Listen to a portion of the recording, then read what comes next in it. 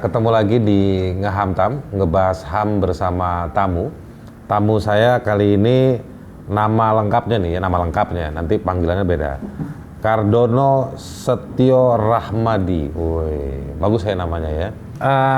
Kita akan ngobrol dengan Mas Ano yang punya latar belakang cukup seru sebagai jurnalis yang cukup lama kerja di isu-isu soal politik, keamanan, dan juga soal terorisme. Nah ini Mas Ano, ini kan ada peristiwa Makassar, penyerangan gereja di Makassar, lalu ada penyerangan atau satu perempuan yang masuk ke dalam Mabes Polri dengan menggunakan airsoft gun menurut juru bicara di Mabes Polri. Nah saya pengen dapat dulu analisa singkat dulu mungkin sebagai awalan dari Mas Ano. Ini sebetulnya situasi apa? Ini kan udah sering nih kayak gini sebelum-sebelumnya kayak gitu. Yang jelas Silakan, gini Mas, kalau melihat peristiwa bom Makassar itu sebenarnya sebuah ulangan ya, repetisi dari apa yang terjadi di Surabaya pada 2018 lalu sebenarnya. Bahkan kalau nggak salah di Surabaya 2018, oke. Sekitar 4 hari lalu setelah peristiwa itu saya sempat menulis sebuah status yang bilang bahwa biasanya setelahnya akan terjadi serangan susulan gitu loh. Dan ternyata benar, kemudian ada penyerangan di Mabes Polri. Ini sebenarnya kan polanya hampir sama ya Mas ya dengan Surabaya. Habis di bom 3 gereja, kemudian ada teroris menyerang di Mapolresta Surabaya, 2 hari kemudian ke Mapolda Riau gitu kan. Ini artinya sebuah pola yang sama sebenarnya. Artinya saya bukan peramal atau saya bukan analis yang jenius untuk bisa mengetahui bahwa akan ada serangan susulan sebenarnya. Karena itu sudah terlihat jelas sebenarnya bagi saya. Jadi menurut saya ya ini nanti suatu saja akan terjadi lagi terus seperti ini kalau memang tidak ada roadmap terkait deradikalisasi atau langkah-langkah penanggulangan terorisme yang benar menurut saya itu Mas. Jadi ini akan terus terjadi. Tapi gini, saya mau fokus di soal peristiwa dulu. Jadi ada paket peristiwa yang biasanya nggak tunggal. Jadi dia di sini terjadi, ada lagi terjadi, kemudian terus selesai. Nanti kapan muncul lagi kayak begitu ya? Betul. Jadi memang gini, setiap sel ini kan kalau yang generasi ketiga ini meminjam istilah teman saya sebenarnya si Khalid Syairasi Sekjen ISNU itu, dia bilang bahwa ada 3 generasi teroris. Yang pertama DITI itu, yang kedua JI tahun 2000 sampai 2010, dan yang terakhir ini 2010 ke atas ini dilakukan oleh sel-sel yang berafiliasi ke ISIS. Itu nanti kita akan bahas lebih lanjut lah perbedaannya seperti apa. Tapi yang jelas pola serangan sel-sel generasi ketiga ini biasanya ketika mereka menyiapkan amaliyah, meminjam istilah mereka untuk aksi teror, itu biasanya nggak pernah tunggal gitu loh, ada banyak gitu loh. Dan kemudian juga ada yang ketika misalnya, dan biasanya dalam waktu cepat polisi akan menggulung sel itu ya, biasanya sel kecil itu antara 20-30 orang digulung polisi, tapi terus kemudian sel lain dalam tanda kutip melakukan ini balas dendam atau message gitu ya. Message-nya jelas ini balas dendam gitu. Penyerangan ini sebelumnya ada operasi penggulungan ya? Iya. Sebelum ini peristiwa kan Makassar dan ini serangan Mabes ini? Iya. Bom Makassar ini kan ada penangkapan ya? Ada banyak Mas. Sesudah Makassar itu kan langsung digulung, ada penggerbekan ada 24 orang kalau nggak salah, hingga sampai NTB juga, terus Bekasi. Nah sesudah itu terus kemudian terjadi peristiwa penyerangan di Mabes Polri itu. Ini kemungkinan sel yang dalam tanda kutip sel baru lagi yang tidak terkait, tapi merasa ada koneksitas yang mungkin yang samar-samar gitu Mas. Jadi itu temanku di. Kalau sebelum peristiwa Makassar ada penangkapan nggak? Oh ada Mas, 200 orang kalau nggak salah Mas. 200 orang itu mulai Desember kalau nggak salah, mulai Desember sampai Februari itu ada penangkapan lebih sekitar hampir 200 orang kalau nggak salah. Itu mereka juga punya. Nah kenapa misalnya tersisa? Menurut Mas Ano bagaimana? Kenapa tersisa? Ya karena memang masih sangat banyak Mas sel-sel yang ada. Mungkin hanya Tuhan yang tahu Banyak. seberapa banyak sel-sel ini. Karena mereka sangat kecil-kecil sekali gitu loh. Ini nanti merujuk ke karakteristik yang generasi ketiga. Kalau dulu ya JI terutama ya, yang generasi kedua antara 2000 sampai 2010, pola serangannya kan jelas dia. Dia terus punya rantai komando yang tegas. Kemudian dia sasarannya far enemy. Kalau far enemy musuh jauh itu biasanya Amerika dan sebagainya, maka serangan yang dilakukan itu skalanya pasti akan besar karena untuk menarik perhatian kan dia. Nah, itu butuh sebuah rantai komando yang tegas, jelas dan sebagainya. Kita lihat di bom Bali 1, bom Bali 2 itu mereka rantai komandonya tegas gitu loh. Artinya tidak boleh ada anggota yang melakukan aksi sendiri tanpa sepengetahuan organisasi. Dan itu sangat ketat JI. Nah, di yang generasi ketiga ini yang berafiliasi ke ISIS, mereka meniru tuannya yang di Timur Tengah, ya, ISIS itu. ISIS kan dia ketika kalah di Irak dan Syria, dia bermetamorfosis menjadi sebuah ide, sebuah gagasan.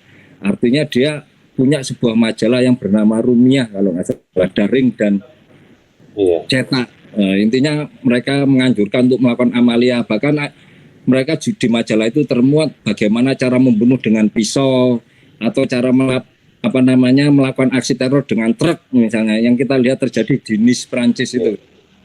Nah, artinya mereka ini bergerak sangat mandiri ya, sel-sel ini. Artinya silakan kalian berbuat sporadis, silakan kalian Ini artinya jadi apa ya? Jadi atom-atom kecil yang bergerak sendiri ya.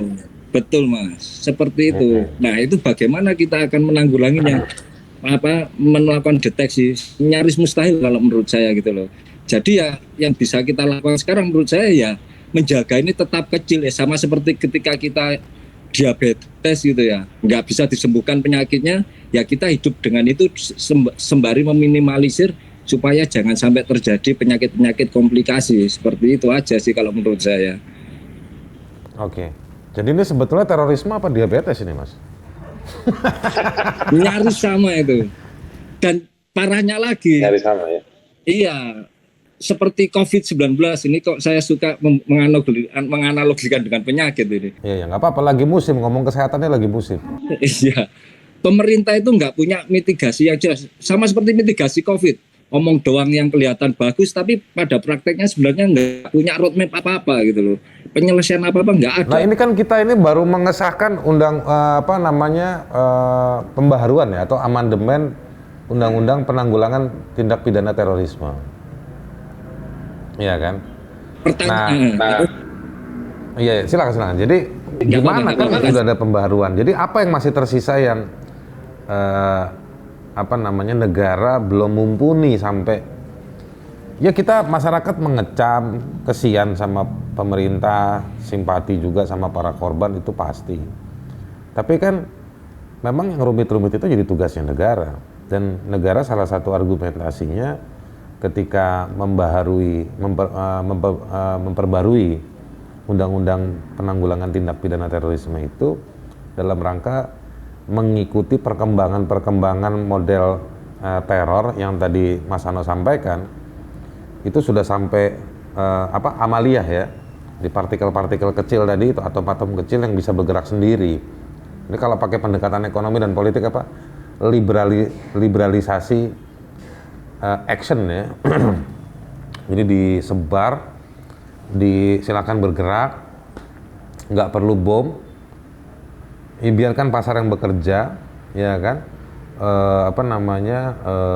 Nggak perlu pakai bom, bisa di Inggris pakai pisau, di Nice pakai truk, ya kan? Di Jerman juga ada serangan seperti itu mirip, di Köln kalau nggak salah atau di mana waktu itu. Nah, jadi ini apalagi yang mana yang negara miss, yang tersisa yang tidak dikerjakan oleh negara? Pertanyaan saya sebenarnya sederhana, Mas. Ini juga menjadi pertanyaan. Enggak, saya yang nanya. Saya yang nanya, Mas. Jangan situ nanya saya. Saya yang nanya. Pertanyaan yang akan menjawab itu juga. Jadi gini, ini juga yang disampaikan oleh teman-teman beberapa mantan kombatan yang kemudian membuat yayasan deradikalisasi seperti Ali Fauzi misalnya. Pertanyaannya simpel Mas, apakah dengan revisi undang-undang itu bisa menyelesaikan masalah terorisme?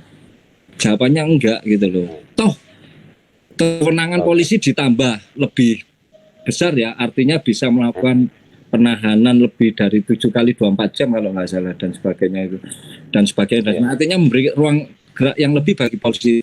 Dan polisi memang berhasil melakukan penangkapan, tapi apakah serangan teror ini kemudian sudah berhenti, akan berhenti? Enggak gitu loh, masih akan ada terus gitu loh. Berarti kan tetap ini enggak akan cukup. Ya, tapi sekarang kesiapan negara tuh seperti apa? Kayak misalnya kasus di Mabes Polri, ternyata si cewek itu menggunakan airsoft gun, lolos masuk ke dalam lokasinya Mabes Polri, bawa airsoft gun, yang kalau di video yang beredar kelihatannya dia juga linglung, yang di dalam ini mau nyari siapa itu, ya kan? Ibarat kata kalau mau nganter surat nih, saya mau ngedrop di mana suratnya, dia bingung. Tiba-tiba ada polisi, sampai celingak-celinguk nyari polisi kan buat di. Sebetulnya dia mau menyerahkan diri apa dia mau ngantemin orang juga itu nggak jelas juga. Tapi saya mau bilang bahwa kita di satu sisi ada diperbaharui Undang-Undang Penanggulangan Tindak Pidana Terorisme, tetapi juga di lapangan bisa lolos kayak begitu, ya kan? Lalu cara mengidentifikasi, oh ternyata itu airsoft gun. Kalau saya dalam pendekatan soal pembuktian merasa penting bahwa orang itu, saya menganggap penting si cewek itu untuk tetap hidup supaya kita bisa dengar keterangannya kan, gitu. Tapi akhirnya ditembak mati gitu. Jadi saya merasa melihat ya bahwa ini kok masih belum ajak ya, belum kemajuan undang-undang dalam penanggulangan tindak pidana terorisme yang sudah diperbaharui meskipun diperdebatkan, dan perdebatan itu membuat menurut saya menjadi apa namanya konsepnya jadi nggak sempurna, tapi ya sudah diperdebatkan, ya mudah-mudahan matang gitu ya. Tapi kemudian di lapangan masih ada peristiwa seperti ini, jadi masih ada jarak sebetulnya antara pendekatan legal yang tadi Mas Ano sebutkan, yang juga sudah diskusi dengan mantan-mantan kombatan atau mantan-mantan teroris, yang melihat undang-undang itu juga sebetulnya belum sempurna. Nah sekarang masalahnya di sebelah mana? Apakah personil-personilnya, ataukah ruang-ruangnya yang tidak bisa mendeteksi apa aja gitu Mas? Jadi gini Mas, kalau untuk penanggulangan terorisme itu mungkin ada 2 bidang ya Mas ya. Yang pertama itu soal represif ya, represif ini penangkapan pengungkapan. Kalau menurut saya ini sudah nggak ada masalah sebenarnya. Bahkan kalau ini mau jujur, walaupun ini saya sendiri juga nggak begitu suka menyebut, ya Polri ini adalah salah satu yang terbaik di dunia dalam pengungkapan kasus terorisme. Khusus untuk ini saja ya. Kalau untuk yang lain-lain bahwa dia terlalu politis dan sebagainya itu ya memang patut kita kritisi terus. Topik diskusi lain lagi lah.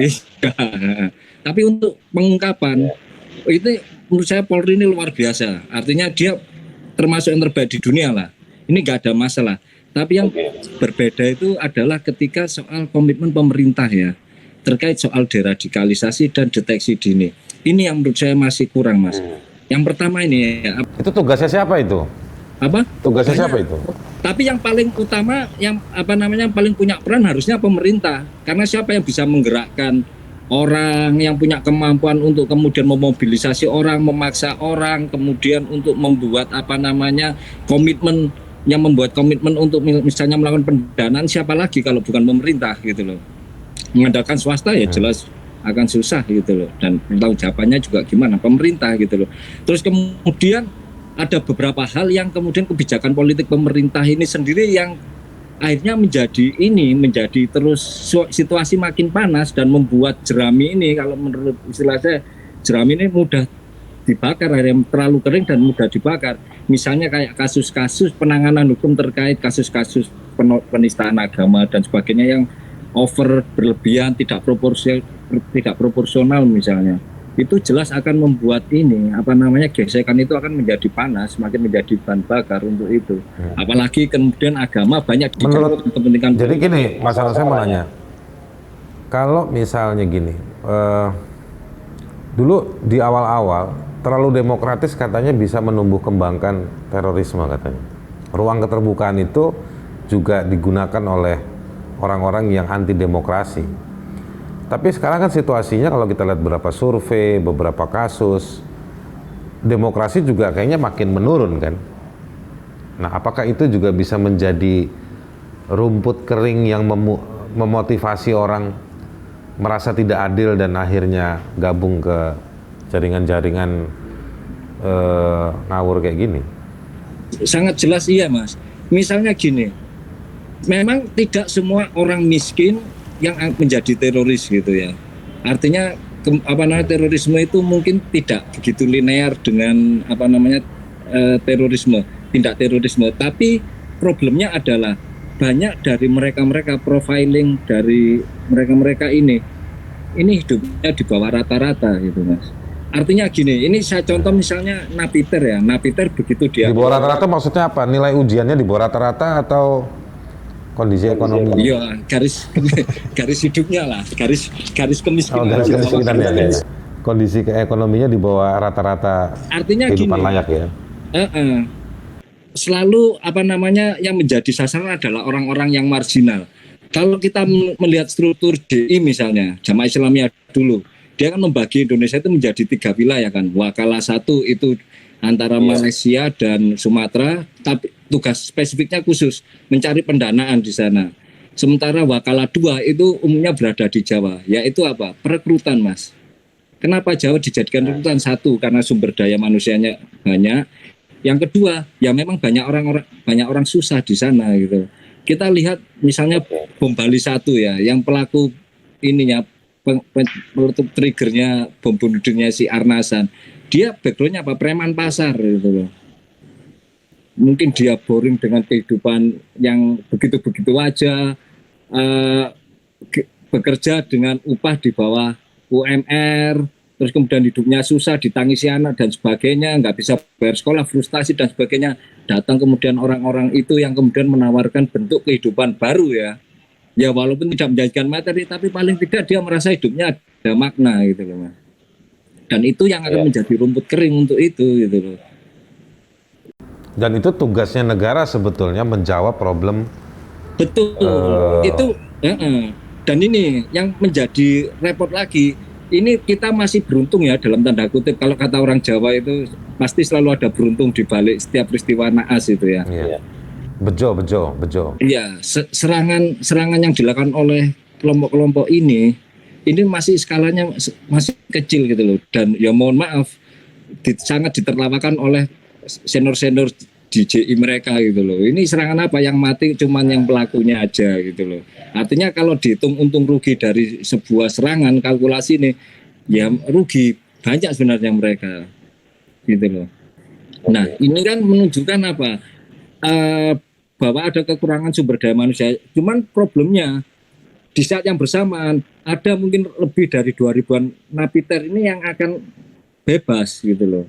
Ketika mereka keluar dari penjara dan kemudian berhadapan dalam sebuah hidup yang sulit, karena jelas mereka pasti akan susah diterima oleh masyarakat. Siapa yang mau terima pegawai mantan teroris misalnya? Stigma buruk. Betul. Terus kemudian hidup susah. Ketika hidup susah, ya kenapa mereka gak bermimpi sekalian aja menjalani sebuah hidup yang kalau mati bisa bertemu bidadari. Bukan pilihan yang buruk kan gitu loh, pilihan yang ini. Dan ini akan problem nih, napiter yang akan keluar dari penjara. Polisi memang bisa nangkep banyak, tapi sesudahnya apa gitu loh. Di penjara pun mereka perlakuannya seperti apa? Muncul lagi itu semua. Oke, jadi sebetulnya dari Mas Ano mau bilang bahwa sebetulnya kalau demokrasi yang coba di agenda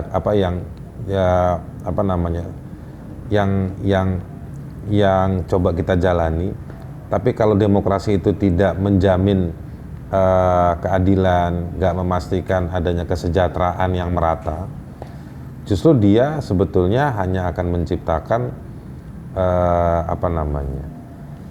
kemarahan yang salah satunya dalam bentuk-bentuk seperti ini. Betul, ya teroris ini sebenarnya limbah dari buah kebijakan ini sih, kebijakan pemerintah sebenarnya kalau menurut saya gitu loh. Karena nggak pernah ada, saya belum pernah melihat roadmap ya penyelesaian penanggulangan terorisme yang benar, yang dilakukan dengan benar, yang dilakukan dengan terintegrasi dan punya sasaran yang jelas. Sepanjang saya menjadi jurnalis yang meneliti masalah terorisme sejak 2004 lalu, saya belum pernah melihat itu gitu loh. Yang saya lihat cuma polisi, ada kejadian polisi kemudian bergegas melakukan penangkapan dan sebagainya, dan memang sama sekali tidak ada PR pengungkapan kasus teroris di polisi, semua terselesaikan. Tapi sesudah itu apa? Watchdog apa? Mas, kalau misalnya program-program deradikalisasi, kan sebetulnya deradikalisasi itu otomatis akan jalan jika pemerintah itu memastikan adanya keadilan dan kesejahteraan itu terjadi di banyak lapisan masyarakat, di banyak sektor, di berbagai tempat. Tapi kemudian muncul program deradikalisasi. Nah, yang Anda lihat program deradikalisasi itu sendiri, prakteknya, Anda nggak perlu bilang saya assessment, nggak, tapi yang pernah Anda lihat, Anda kan juga sudah pernah liputan ke Filipina, ke Timur Tengah, kemana-mana. Deradikalisasi itu sesuatu yang umum atau memang ini cuman produknya pemerintah Indonesia sejak zamannya SBY? Ya, menurut saya ini sebenarnya hanya lip service juga sih. Artinya gini, memang pemerintah telah melakukan beberapa upaya deradikalisasi, tapi itu sporadis dan itu lebih ke sebenarnya ke proyek sebenarnya, tidak terlalu menyentuh. Ini saya ambil contoh ini Malaysia. Malaysia itu punya program deradikalisasi yang sangat bagus itu. Saya ambil contoh kasus Faiz Bhavana. Faiz Bhavana itu dia adalah bendahara JI di Asia Tenggara. Dia juga yang berhubungan dengan Hambali terkait pendanaan lah. Dia seorang pengusaha kaya di Malaysia, pengusaha kaya, terus kemudian membuat uangnya itu, kesejahteraannya dibuat untuk kuliah di JI gitu loh. Ada aliran dana dari sana. Kemudian ketika bom Bali 1 meledak, dia ditangkap dan kemudian ini dia tidak dimatikan dalam tanda kutip ya. Artinya dia diawasi ketat, diberi program deradikalisasi yang jelas. Terus ketika dia keluar dari penjara, kemudian dia dibolehkan lagi untuk melakukan usahanya, meneruskan usahanya, tapi diawasi ketat. Artinya dia sumber ekonominya tidak dimatikan, tapi dia tahu kalau dia sekali lagi bermain di jalur terorisme, dia akan selesai gitu loh. Nah, hal itu yang tidak terjadi di sini gitu loh. Begitu lepas dari penjara Napiter di sini, siapa yang mau ngurusi?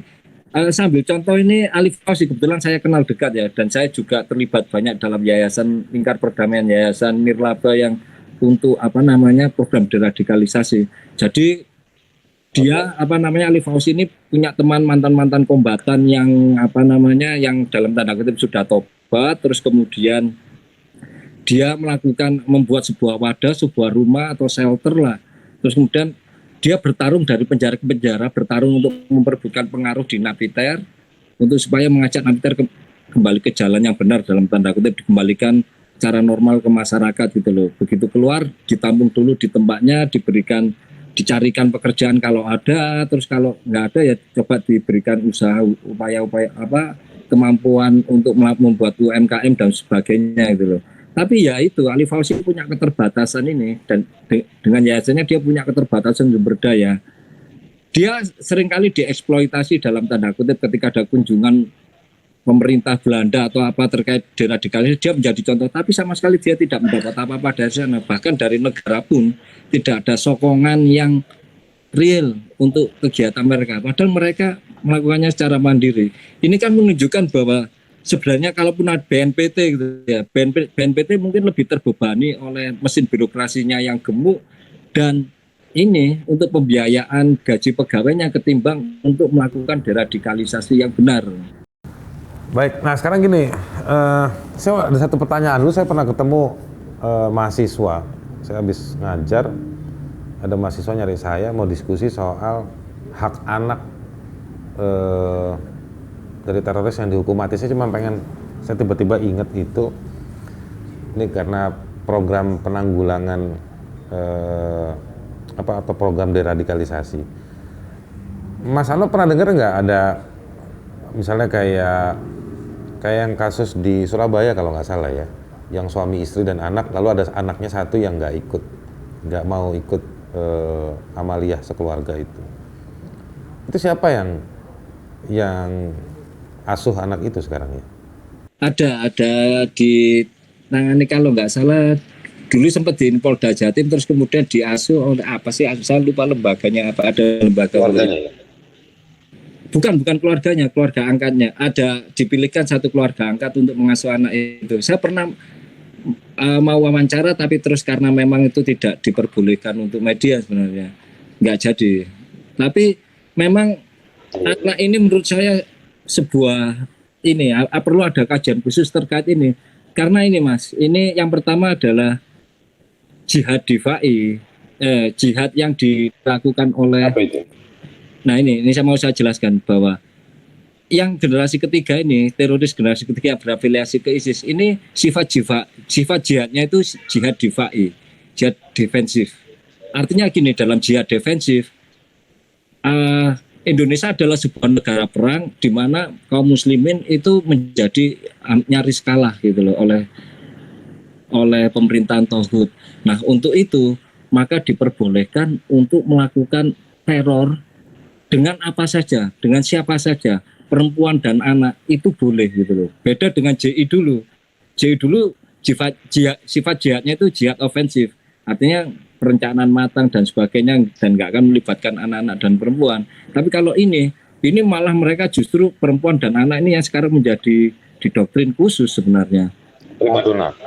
Iya, karena mereka. Nah di program-program deradikalisasi itu, dan juga menurut Anda nih, program-program pemerintah itu yang ada di APBN, di perencanaan tahunan, itu sebetulnya bisa nggak sih memerangi ini semua?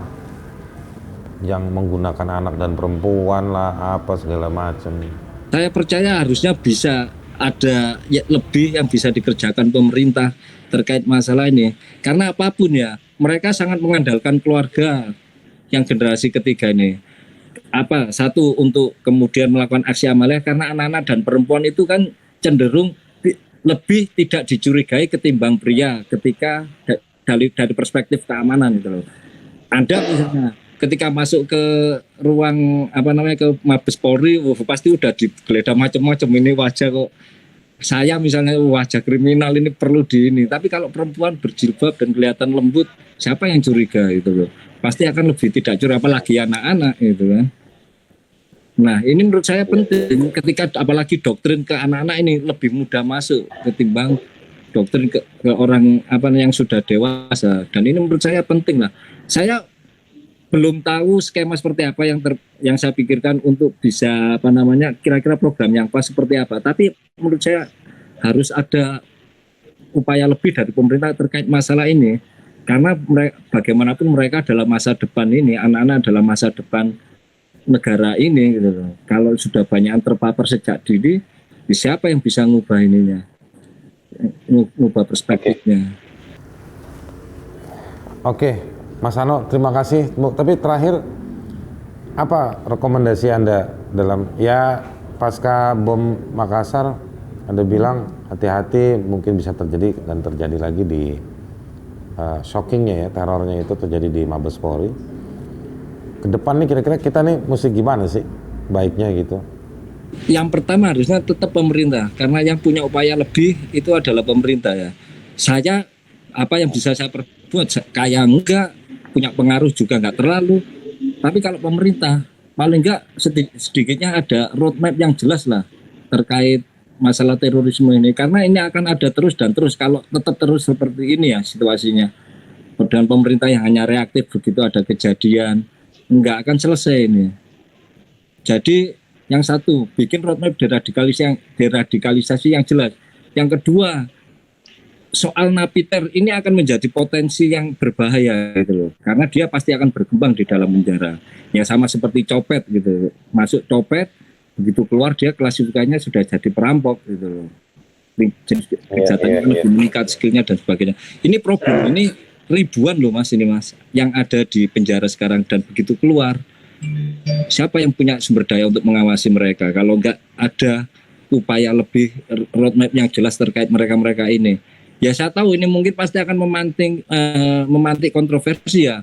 Ini sudah jadi teroris tapi kok malah diperlakukan enak, dikasih bantuan, dikasih UMKM, diberikan alternatif kehidupan yang baru. Enak jadi teroris dong. Nah, tapi ini ya akan terjadi perdebatan seperti itu, tapi ya mau apa lagi kita gitu. Dan terakhir mungkin Anda mungkin mau ngomong penting ya, agenda keadilan dan kesejahteraan itu Oh iya, betul itu. Apa namanya? Artinya Pasti gini, mungkin, ya nggak pasti juga, tapi ya seoptimal mungkin bisa dikerjakan oleh negara. Kan? betul. Penindakan terutama gini ya.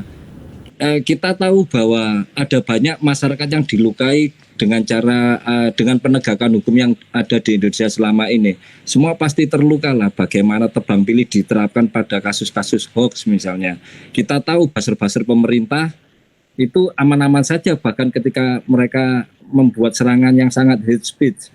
Tapi bagi yang kontra dengan pemerintah langsung disikat. Itu pasti akan menimbulkan ini. Karena ingat bahwa teroris ini sangat memperhatikan media sosial dan mereka bermain di ranah itu sebenarnya, walaupun secara di bawah permukaan gitu loh. Itu satu, itu pasti akan menimbulkan menimbulkan satu kebencian yang dalam dan membenarkan bahwa ini adalah pemerintah toghut yang zolim, sudah toghut zolim lagi, wah, layak diperangi nih, gitu loh, mempertebal keyakinan gitu loh. Kedua, polisi sendiri juga harus bisa membuktikan bahwa dia memang menjadi aparat yang imparsial, bukan aparat yang hanya sekedar menjadi alat kepentingan penguasa saat ini gitu loh. Karena selama ini Polri dianggap sebagai kepanjangan tangan penguasa bagi mereka. Artinya mereka menjadi alat saja gitu loh, bukan sebagai penegak hukum yang objektif misalnya. Itu penting itu.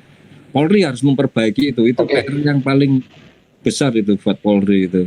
Mas Kardono Setio Rahmadi, namanya susah tapi bagus. Mas Ano, terima kasih banyak sudah jadi tamu saya di Ngehamtam, ngebahas HAM bersama tamu. Orang-orang sekalian, menarik. Selain sangat lugas, Mas Ano ini menyampaikan bahwa ada dua problem, ada dua angle ya, penindakan. Polisi sudah oke kalau menurut Mas Ano, kalau mendeteksi, menangkap gitu ya, meskipun di situ nanti ada isu, mungkin ada isu pelanggaran HAM, nangkapnya apa segala macam, tapi itu sudah jalan. Tapi memang problemnya sekarang bagaimana menghijaukan rumput supaya tidak kering, karena rumput yang kering, ini analogi aja, perumpamaan, disitulah tempat menuai pelaku-pelaku terorisme yang baru. Kenapa itu terjadi? Karena ada ketidakadilan. Ini bukan sekedar kebencian, tapi ada ketidakadilan, kemiskinan, kefrustasian. Mungkin tidak miskin, tapi frustasi, galau, ketiadaan ruang di dalam situasi-situasi atau di ruang publik, dan ada praktek diskriminatif. Nah, ini mungkin yang penting menjadi catatan ke depan.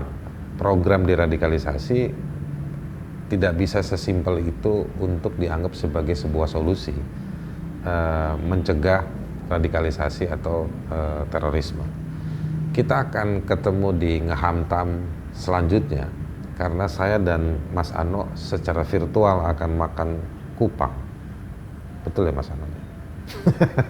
Kasih saya kesempatan untuk lebih serius dengan akun YouTube Haris Azhar Channel. Komunitas Cendol Production membantu saya untuk memproduksi, ya kan? Supaya tiap 2 hari bisa ada video baru. Saya tidak akan respon setiap saat komentar yang ada di setiap video, tapi saya akan banyak belajar dan tetap mencoba merespon pada kurun waktu tertentu semua komentar-komentar yang muncul di tiap video. Jadi jangan takut untuk berkomentar, karena itu milik kita untuk saling bertukar informasi dan saling mengapresiasi.